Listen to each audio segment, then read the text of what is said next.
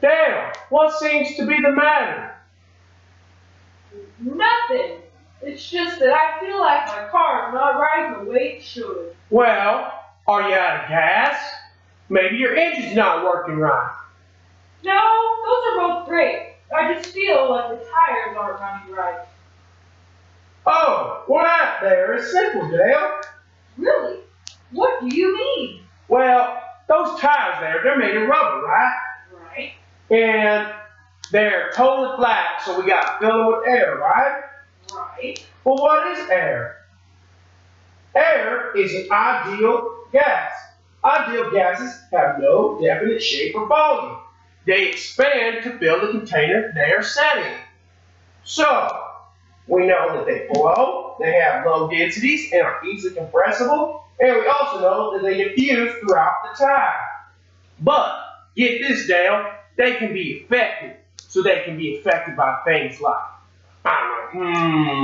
amounts, and temperatures, and different kinds of containers, all kinds of stuff.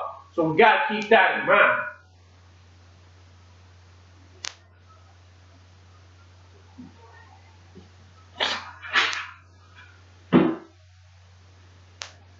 Well, I was out for a long time. Oops. Resume.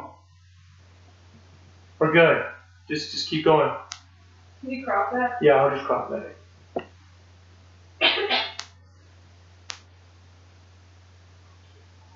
Oh, I guess I kind of get it. Well, you see, let me explain it to you in more detail. What we're going to do is use standard temperature and pressure, also known as STP. And what we're going to do with this is we're going to find out which of the laws is affecting our standard temperature and pressure. And which of these laws would that be? Well, that would be one of the laws by the fancy scientist of the name Boyle. And Mr. Boyle, yes, Mr. Boyle, he came up with this crazy law. And this law states that if you have more volume, you will have less pressure. And if you have less pressure, you will have more volume. So, they're inversely working together. If we put a medium amount of air into our tires, they will only fill up a medium volume.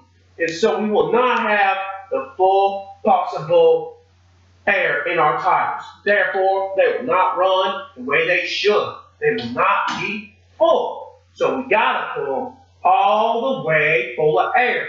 This will make our volume maxed out and make our tires really tight, and they'll go really fast. But wait, what about the rubber tires heat?